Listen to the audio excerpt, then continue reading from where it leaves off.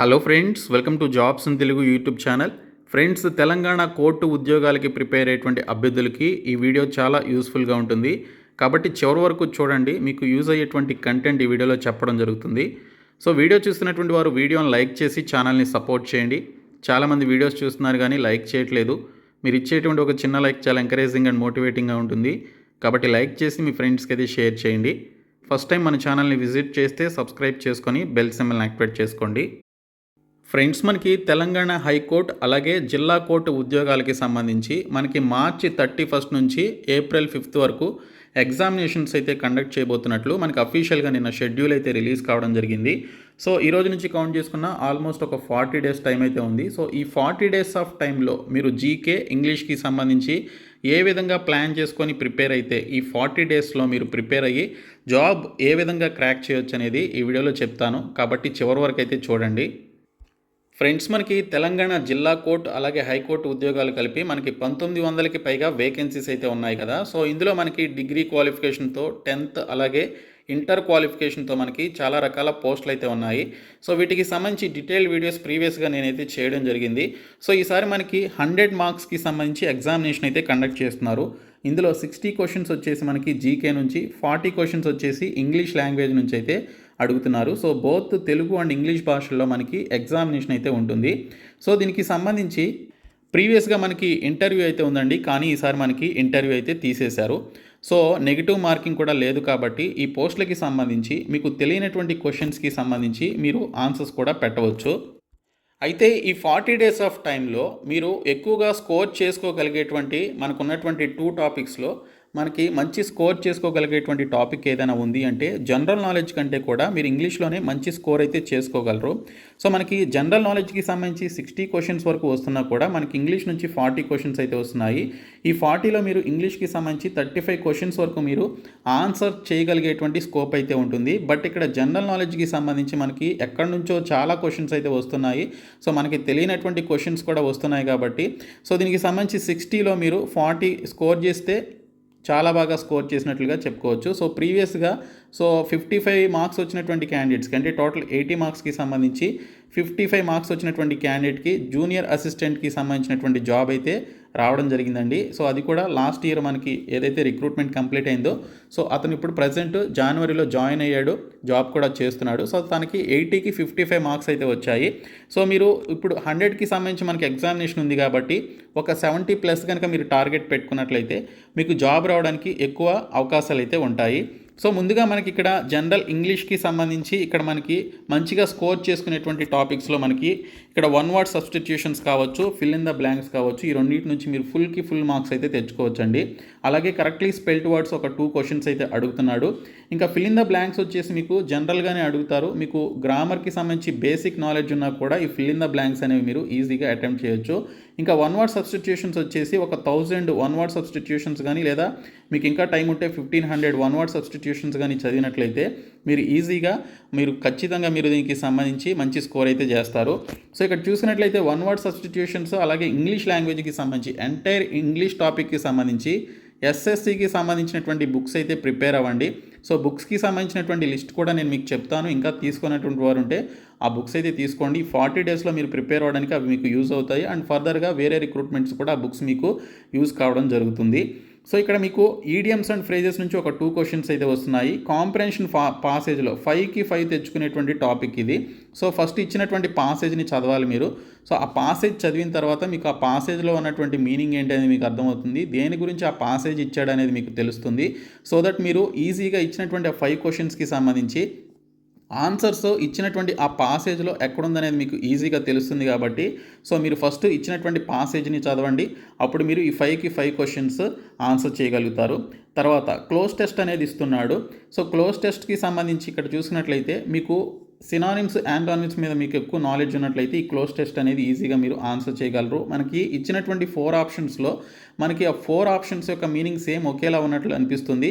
So అప్పుడు మీరు confuse అవుతారు. కాబట్టి మీకు ఎప్పుడైతే వీటికి సంబంధించిన మీనింగ్స్ తెలుస్తాయో సో కరెక్ట్ మీనింగ్ దేనికైతే ఉంటుందో ఇచ్చినటువంటి ఆ పర్టికులర్ బ్లాంక్కి సంబంధించి మీరు ఈజీగా ఈ క్లోజ్ టెస్ట్ అనేది ఆన్సర్ చేయగలుగుతారు.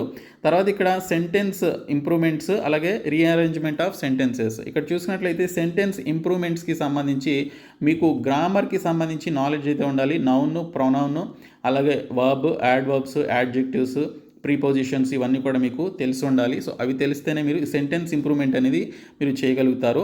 ఇంకా రీఅరేంజ్మెంట్ ఆఫ్ సెంటెన్సెస్ అనేది ఒక స్టోరీ లాగిస్తాడు. ఒక 2-3 లైన్లు లేదా ఒక 4 లైన్లు ఇస్తాడనమాట. వాటిని షఫుల్ చేసి ఇస్తాడు. సో వాటిని మీరు ఒక ప్రాపర్ సీక్వెన్స్లో మీరు పెట్టాల్సి ఉంటుంది. సో ఇది ఈజీగానే చేయొచ్చండి. తర్వాత active voice, passive voice related questions కూడా మనకి కొన్ని అయితే రావడం జరుగుతుంది. సో ఏదేమైనా కూడా ఇక్కడ చూసినట్లయితే మనకి ఇక్కడ ఈ పర్టికులర్ ఎర్రర్ డిటెక్షన్స్, అలాగే synonyms and antonyms. Okay, so ఇక్కడ సినానిమ్స్ అండ్ యాంటానిమ్స్ వచ్చేసి సినానిమ్స్ ఒక 500, యాంటానిమ్స్ ఒక 500 చదవండి. సో టోటల్గా ఈ 1000 చదివితే మీకు సరిపోతుంది. అది కూడా ఎస్ఎస్సిలో అడిగినటువంటి ఈ పర్టికులర్ సినానిమ్స్ అండ్ యాంటానిమ్స్ చదివితే మ్యాక్సిమం మనకి అవే అడుగుతాడు, వేరేవి అయితే అడగడు. కాబట్టి ఎస్ఎస్సి, ఎంటీఎస్, సిహెచ్ఎస్ఎల్, సిజిఎల్ లాంటి ఎగ్జామినేషన్స్కి ప్రిపేర్ అయ్యేటువంటి వారు ఏవైతే సినానిమ్స్, యాంటానిమ్స్ చదువుతారో అవి చదవండి. తర్వాత ఎర్రర్ డిటెక్షన్స్ మీరు అటెంప్ట్ చేయాలి అంటే ఖచ్చితంగా మీకు గ్రామర్ రూల్స్ అనేవి మీకు వచ్చి ఉండాలి. సో ఆ గ్రామర్ రూల్స్ తెలిస్తేనే మీరు ఈ ఎర్రర్ డిటెక్షన్స్ అనేవి చేయగలుగుతారు. సో ఇంగ్లీష్లో మీరు 40కి ఖచ్చితంగా 35 మార్క్స్ టార్గెట్గా పెట్టుకొని దీనికి సంబంధించి ప్రిపేర్ అవ్వండి. ఓకే, సో 35 మీరు ఈజీగా తెచ్చుకోగలుగుతారు. ఎస్ఎస్సికి సంబంధించినటువంటి రిలేటెడ్ ఇంగ్లీష్ బుక్స్ కనుక మీరు ప్రిపేర్ అయితే ఈజీగా మీరు ఇంగ్లీష్ని మంచి స్కోరింగ్ సబ్జెక్ట్గా పెట్టుకోవచ్చు. తర్వాత జీకేకి సంబంధించి చూసుకున్నట్లయితే ఫ్రెండ్స్, మనకి తెలంగాణకి సంబంధించినటువంటి సమాజం, సంస్కృతి, వారసత్వం, కళలు, సాహిత్యంకి సంబంధించినటువంటి ఈ టాపిక్స్తో పాటు ఇండియాకి సంబంధించినటువంటి ఈ పర్టికులర్ టాపిక్స్ నుంచి కూడా మనకి క్వశ్చన్స్ అయితే వస్తాయండి. ఖచ్చితంగా ఈ టాపిక్ నుంచి మనకి 2 క్వశ్చన్స్ అయితే వస్తాయి.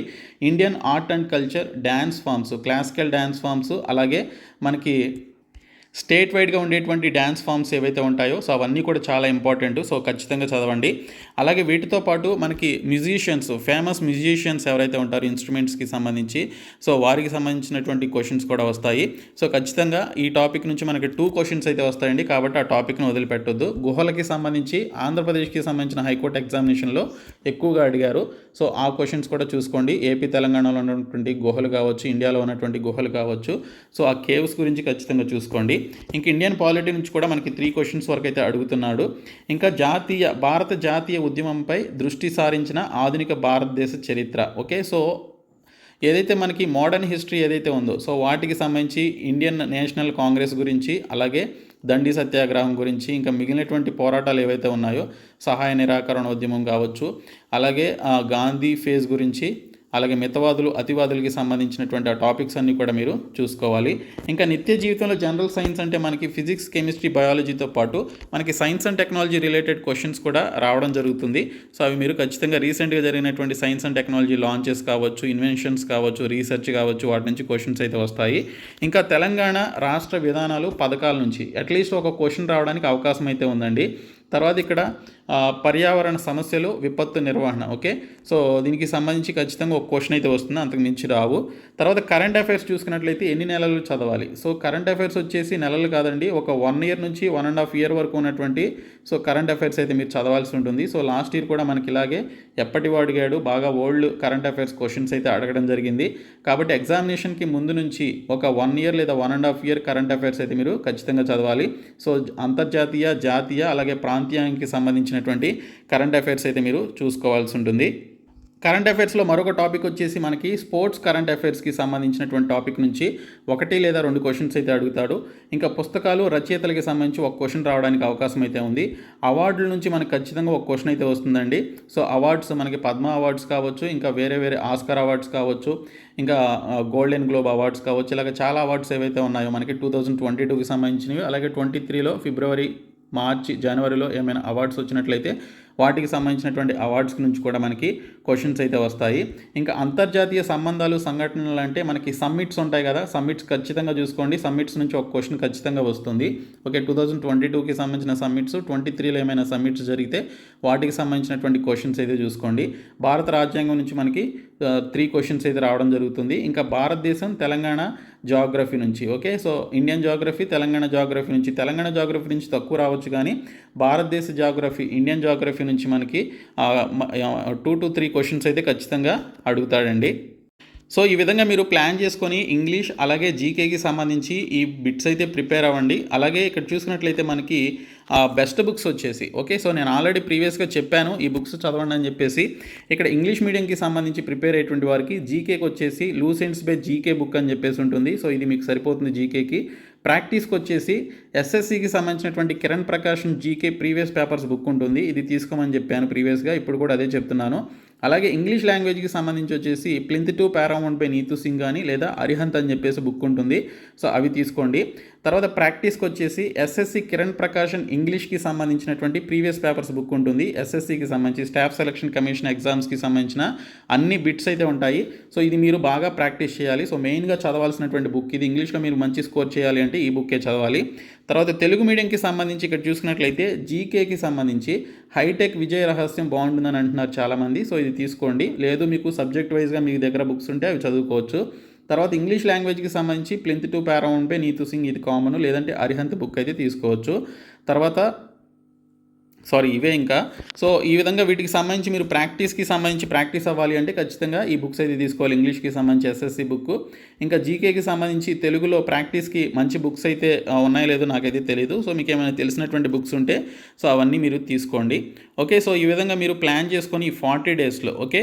సో రోజుకి 2 సబ్జెక్ట్స్ కూడా ఏ సబ్జెక్ట్ మిస్ కాకుండా 2 సబ్జెక్టులు బ్యాలెన్స్డ్గా ఉండే విధంగా చూసుకొని మీరు ప్రిపేర్ అయినట్లయితే ఈ హైకోర్టు ఉద్యోగాలకి సంబంధించి మీరు జాబ్ అయితే పొందగలుగుతారు. సో ప్రీవియస్గా మీకు దీనికి సంబంధించి ఇంటర్వ్యూ ఉంది. ఈసారి ఇంటర్వ్యూ కూడా లేదు కాబట్టి just single stage written examination ద్వారా మీరు జాబ్ పొందేటువంటి ఆపర్చునిటీ వచ్చింది కాబట్టి సో ప్రతి ఒక్కరు కూడా ఈ జాబ్స్కి అయితే ప్రిపేర్ అవ్వండి. Okay. So thank you so much guys.